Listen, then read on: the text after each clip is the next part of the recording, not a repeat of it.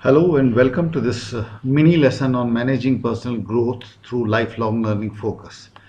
A topic that has become more and more relevant as the times in which we live become more and more uncertain. To put this topic in perspective, let me start off by sharing two very possible and nowadays much more probable scenarios. You might have to survive a reset button in an organization. Uh, They might be downsizing, there might be restructuring, or you might need to move on for whatever personal reasons you have and get into some other organization. And that's the time when you figure out how do I brush up my resume and really articulate what is it that I bring to the table as value, either for my current employer or for wherever I want to go further. So that becomes a wake up call for a lot of people. But it's not all bad. Interesting times bring in interesting possibilities. You could also be getting big opportunities of getting into some really big shoes. Uh, an assignment which is way beyond your current assignment, and people are waiting for somebody to step into that role. So are you ready for it? Do you have those reserves? Is something that you really need to reflect upon. So when you look at it from the career management perspective, what it means is that not only your production, what you are able to do now, but your productive capability in terms of what you will be able to do going forward in a different role. Uh, these combine to provide you some degree of professional growth and sustainability. So this topic is about growth and sustainability. So let me start off with two small stories that would inspire you. Uh, this may not sound like, look like a very familiar figure, but his creations is something that we are very familiar with. This is Scott Adams, creator of Dilbert, probably one of the most popular cartoon strips, especially in the corporate world. And he's one of those people who was a good student, in fact, a brilliant student, had the best education, joined the best organizations, and in the middle of his career got downsized somewhere in the 90s. And he had a passion for drawing cartoon strips, and he used that talent to become an independent cartoonist. And I'm sure that now you remember him more as a cartoonist than anything else. And he believes in process more than raw talent. He always keeps on saying that I am not as good an artist or as good a writer or as witty as anybody. In fact, he's more of a recluse and introvert when it comes to his personal behavior. But by sheer persistence and working at his craft, he has become the master. In fact, to get insights into his philosophy, you might like to read his book, How to Fail at Almost Anything, and Still Win Big. So this is one guy who has transformed himself from a position of abject despair. Uh, this is another guy who would be much more familiar to people, especially in India and the IT sector. He's a legend. Subrato Bokchi is the founder of one of the founder members of Mindtree Consulting, a very respected IT firm, a very respected business leader. He started his life, studying in various schools in Mofussil towns in Odisha, wherever his father got posted. Had a very, lower middle class kind of upbringing. Studied in the liberal arts, then joined the government department as a clerk, and then joined, DCM. And there he made this perceptive leap into the IT industry when it was still nascent, and joined DCM Data Products, went on to join Wipro, which was again a very respected, still is a very respected IT firm. And from there on, set up Mindtree with a lot of other people. Somebody who has evolved and anticipated what the future is going to behold and then moved on there, or rather been thrown away. And somebody who has always been working at how do I become a professional, and he gives a very inspiring and practical insight in what it takes to be a professional. In fact, he's written a book called The Professional, where he says a professional is somebody who can work independently without supervision, somebody who can certify completion of his work, and somebody who has integrity. Now, within these three principles, he has articulated what it takes to be somebody who knows his job and who can be relied to know his job and certify it, and can be trusted to know his job. So somebody who has used continuous learning and growth for moving on to places which at that point of time people did not even imagine existed. He was a role maker rather than a role taker. So keeping these two scenarios in mind, we realize that our life could take shades of either of them. Let's try to focus on the core concepts of what we mean by growth and learning. So when we mean by growth, we essentially mean an increase in capacity, whether to understand, to judge, to decide, sense, connect, engage, influence other people. And you know in a professional setting, this gets manifest many a times in the form of a career graph, your professional reputation, but they're just one of the byproducts of growth.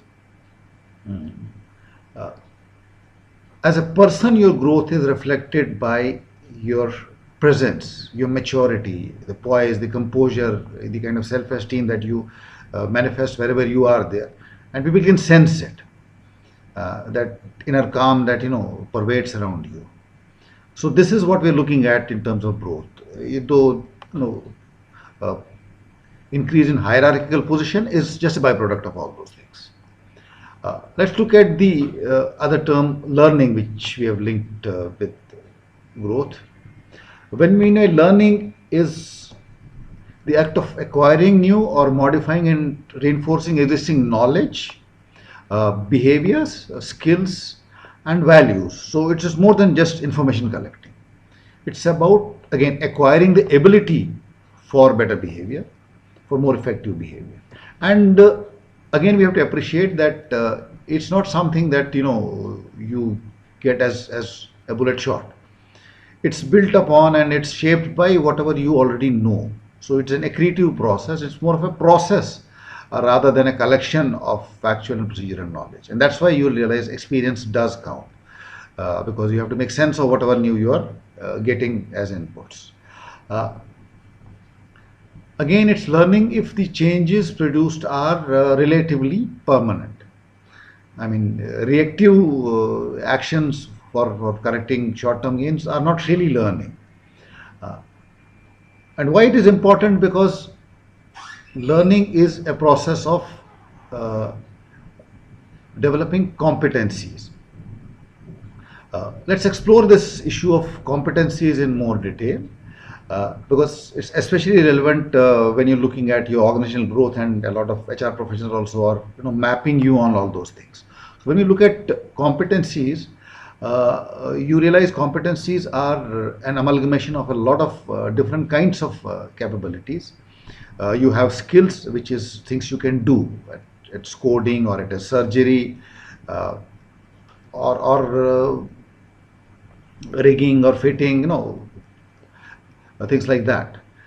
You also have knowledge, which is your awareness about the body of work and information and facts about a certain or concepts related to a certain domain. So you know something about management, or you know something about technology and things like that. So these two are the top level things that are more visible about a person. But what drives a person more is his social role, how they position themselves in society, uh, what kind of value proportion do they project, uh, which is linked to their self-image about how they see themselves. Say, I see myself as a domain expert or a thought leader, or a social contributor, and then that determines where I'll tend to gravitate. And then there are the traits, or those inborn habits and preferences, which kind of mostly define my personality and what makes me unique. And the motives, what drives me. People could be driven by the need for achievement, or for the need for affiliation, or need for power. Different people get driven by different things. And it is this combination of all these things that has a bearing on our ability to get any job done or our willingness to get any job done, uh, which is where competency comes in, which is where competence comes in. And if you further break it up, you realize that the knowledge and skill are the top of the iceberg, which are more visible, and they're linked more with technical and domain competencies. And they're relatively easier to influence because you can pump in a lot of content and input into a person and improve it. What is more challenging is the core leadership competencies which really differentiate you. They're much more difficult to influence because they're essentially inside you, and you have to process them inside to really make any changes on them. So they will change only if you have the internal urge to change and you're open to taking feedback to change that. So that's why that makes it more difficult to get them. And how do we go about developing competencies? Uh, on a practical plane, we develop competencies through the art of praxis, which is more of a philosophical term for action with reflection. Uh, and the idea is that we go through a lot in life, but unless we process them and make sense of them, it doesn't really add up to much. It doesn't add up to maturity. And this is the principle that David Kolb gave way back in the early 70s, 1970s, about the experiential learning cycle. In fact, that is the basis of not only finding out your learning style, but a lot about your personality. But what he essentially was saying is that life is the most important teacher that you can get. Every day, every moment in your life, you're having some concrete experience. Whether it's a conference, you're on a job, you're completing some assignment. And, we being sentient beings, we tend to observe and reflect on, okay, what is it that we have gone through, what has happened around us, and we tend to make notes, draw some observations, and that we use to build certain concepts and generalizations. So with those generalized concepts and generalizations, we will be able to apply what we have learned in one context and adapt it to a different context. And that's what we do. We try it out in a different context and see how it works out. That's the pragmatic nature of any practicing manager. And then again, that leads to concrete experience. So this cycle of, uh, having concrete experiences and then processing them is the cycle of experiential learning. So you'll realize it's essentially a cycle of weaving in action and reflection.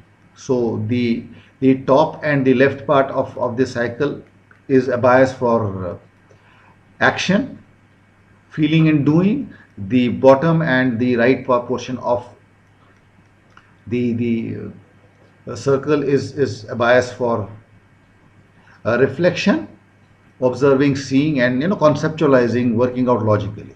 So we have our preferences on each of those axes, the vertically and horizontal.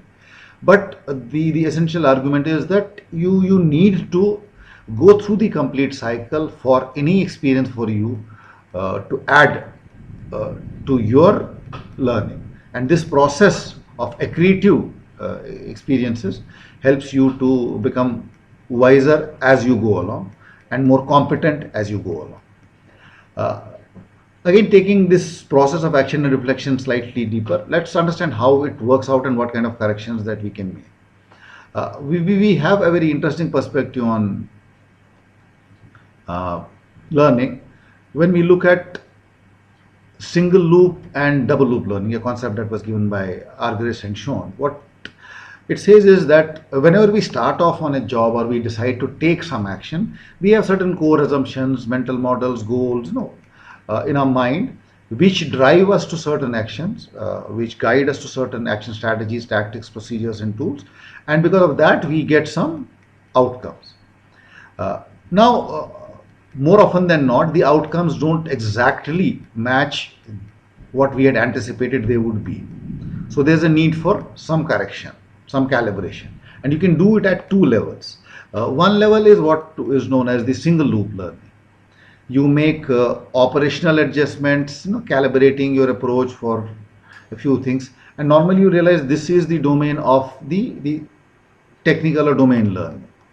Uh, but sometimes you also need to go deeper and figure out whether my basic action strategies, my basic assumptions are right or not. And there you really go in for re-examining your core assumptions and your mental models of how you think the world works, or this particular strategy should have worked, and your goals, and start revisiting them also. For any professional to really grow, and especially grow into different roles, and especially grow out of a lot of dysfunctional behaviors, you need both a single loop and double loop learning. So any professional will continuously, try to update themselves with single loop learning, but they'll also reflect a lot and introspect a lot to get a lot of double loop learning. And it is a combination of single and double loop that actually makes you much more smarter and much more wiser. Uh, but again, to do this kind of learning, you need the right orientation, the right mindset for learning and growth. And it all starts with a very basic assumption. Uh, and for a lot of lifelong learners, the major challenge is the shift from believing that I can or cannot do something to the belief that if I can't do something, it's just I can't do it yet. So this very sublime shift from not to not yet is at the core of what people call the growth mindset, as opposed to the fixed mindset, which has a predisposition about what we can do and what we cannot do. The growth mindset values effort. It presumes that our mind can adapt and grow as long as we are alive, and we can keep on learning as long as we can, and that makes effort worthwhile, because it belief that effort will lead to results. Uh, in fact, one person who would epitomize this is Josh Waitzkin. Uh, this gentleman is the subject of a very interesting movie called The Search for Bobby Fischer. He was a chess prodigy. He became a champion by the he was international master by the time he was 16. And then he moved on to an entirely different sport, martial arts, which was primarily, apparently for a lot of people, all about the physical things. But he said that's also about the mind. And a lot of broken bones, a lot of struggle. He became a US champion many years running and a world champion in his category and niche martial arts sport that he was dealing with. And he has this very interesting belief. He says that the moment we believe that success is determined by an ingrained level of ability, as opposed to resilience and hard work, we will be brittle in the face of adversity. And learning is about resilience. And resilience comes from the belief that when we are struggling with something new, it's just part of the process. We will, in the end, master whatever we are trying to do. And one person who really believes in it and has a whole educational philosophy and site built on this basic principle is Sal Khan, the founder of Khan Academy. He very clearly articulates that we should teach people for mastery, not test scores. And that he's designed in his website also. Where, if you struggle with something, they'll give you more problems to solve until you master it, and then you can move on to the next grade. So they're not too bothered about, you have to keep pace with a particular grade. You have to master every subject, and then when you have mastered it, you can move on to the next level and master that. So this process of acquiring mastery through sheer effort is something that attracts a lot of people to their site. It's one of the most popular learning sites we have seen in the globe. So we should remember that we are all work in progress throughout our life, and keep that in mind. Will help you to manage a lot of the mess ups, a lot of the failures that you will see in your learning journey, but you'll always learn from them. And How do we go about it? Again, start exploring. The learner doesn't presume that he's very clear about what he wants to do. He's open to exploring, and he's open to exploring both the world outside him and the world inside him. So, exploring the world outside you will help you to gather a lot of domain expertise, technical know-how, literature, technology, trends, stuff like that. And if you're, moving on into higher level positions where you really are responsible for other people, you also need to make sense of the world in terms of the, business sense, how the markets are behaving, how the economy is doing, what are the global trends, what kind of skills do you need to be a leader. So that's worldly awareness. But the fulcrum of how you inspire people and drive people is ultimately your own internal core. So reflect on your core personality, find out your strengths, your preferences, your opportunities for improvement. There are a lot of psychometric tools available both professionally, which you can get paid reports, and there are a lot of free tools also available. You can check them upon Psychology Today or a lot of sites related to psychology. And you may not be experts at psychometrics, but I'm sure you can understand yourself. So you will get reasonably good clues about yourself from those tools. And even without that, there's a very simple thing of asking some close friends or confidants to give you some feedback and reflecting on it, or reflecting on your life and reflecting on it. So once you are able to know what your inside world is like and how it is affecting your outside world and what is it that you need to build upon, you get your learning agenda and you can get started on that. Uh, Everybody has their own unique journey and you can work out. And again, when we start on a practical plane to figure out how do we take our learning journey, the 70-20-10 framework is very popular among organizations and especially L&D professionals, in terms of saying that we learn just about 10% of what we really use and need to know from structured learning. We learn 20% from others, and 70% we learn from experience, things that we do. Again, validating what David Cole said. Uh, but we also need to appreciate that it's not just about starting with structured learning and learning from others and learning from experience. Structured learning does provide you the foundation that helps you to make sense of your interactions with others and your work. Uh, Learning from others also helps you to get perspective. You get a lot of vicarious learning from the experiences of other people, so you don't have to really undergo everything yourself. You can easily pick up insights from others. And finally, applying it, again coming back to that action and reflection thing, applying it in an integrated manner, all those different inputs that you've got, really not only helps you learn but also helps you to generate new knowledge, new learning, which is very unique to you. That's your insight, which you can pass on to others. And in life, these things are interwoven. It's you can start off even from your experience and then start figuring out, okay, how do I make sense of this experience by sharing perspectives with others, and how do I go to back to basics and understand why those things have worked. So learning is also about unlearning and relearning and getting perspective. So as long as you're keeping all these three channels open, and as long as you're trying to integrate the insights from all these three channels, you will continuously be developing your competencies and your ability to take on larger roles, varied roles, and be comfortable in any set. Uh, Having said that, you have the whole world to learn from. We are blessed to be living in a time when explicit knowledge is not a challenge. It's available. Managing your attention is a challenge, but availability of explicit knowledge is not a challenge.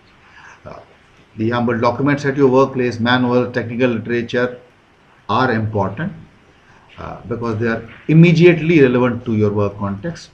Spend some time on them. There are personal learning sites At sale, we have eabigyan.com, which has a lot of collated and curated content for people who would like to learn at their own pace.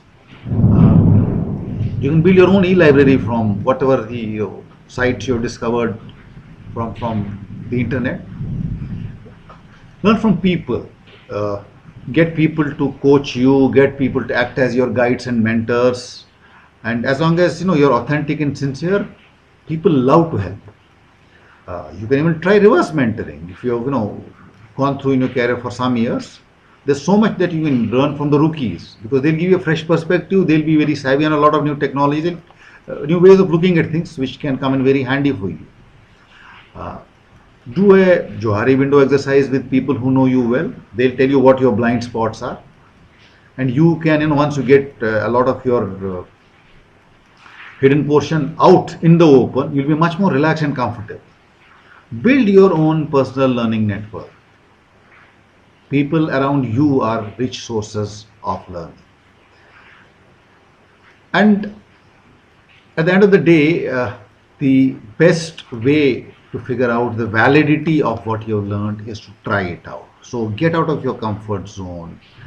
Practice after action reviews, after every significant task, project. What is your learning? So even a success, if you've not learned anything from it, is unproductive. And even if a failure has taught you something, it's productive. And net, it's a gain.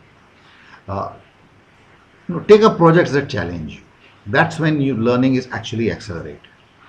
Uh, Develop your own teachable point of view on what you think you have as an insights. Refine your knowledge. Try to pass it on to somebody else as a mentor, as a guide, because they'll challenge it. They'll try to test it on a different context from what you have learned, and you'll be able to figure out whether your knowledge is valid uh, and applicable in a large range of contexts. Have an open-minded dialogue. So again, the process of sharing knowledge is also a process of learning. So with this kind of engagement continually, you're always learning. So what you can do to take this journey of learning can be summarized by the theory of intentional change, or it was earlier in fact known as the self-directed learning theory. Uh, do some introspection, find out who your ideal self is, what do you want to be. Okay, take some feedback and find out what your real self is, who you are. Be brutal and honest about it, and then figure out what your strengths are and what your weaknesses are. By strengths we mean your ideal and real self overlapping, and weaknesses are where your ideal and real self differ. And with that, work out a learning agenda, which could be in a technical domain, managerial, philosophical, things like that. Then experiment with new behaviors and practice them, and then again look back. So again, it is a more action oriented, a more detailed learning loop. And then through all this process, develop trusting relationship with people who will support and guide and encourage you in each part, because the journey can be tough. The deeper the insight, the more difficult the journey is most of the time. The idea is get your building blocks and build your Taj Mahal, whatever you want to leave as your legacy. It was not built in one day. It took a lot of time. Fine. Getting to your ideal self is a journey, but you'll get nearer to it. It'll take a lot of time, but it'll be worthwhile. And some practical things that you can use to especially overcome the feeling that you are feeling challenged or you may not be able to do something is look back at your own life and then start checking back on the high points in terms of what are the great things you have learned that you earlier did not know or could not do, and how did you succeed at them. And if you start finding a pattern in them or finding elements in your past successes on how you learned something new which seemed impossible at that point of time, you can draw upon those strategies and use them for anything new that you want to take. So feel confident to take up any challenge, however impossible it might seem. And as long as you keep on picking up challenges and keep on overcoming them, with every challenge that you overcome, your repertoire of skills, your repertoire of capabilities will keep on increasing. With that kind of continuous striving, I'm sure you will get nearer to the kind of professional, to the kind of human being, to the kind of person with presence that you would like to be. And I'd like to leave you with a thought that I find very inspiring, which is by Dale Carnegie. He says, learning is an active process. We learn by doing, and only knowledge that is used sticks in your mind. So I hope you got some practical insights from this, and I hope that you will find meaning from what I've shared. Wish you a life of learning and growth.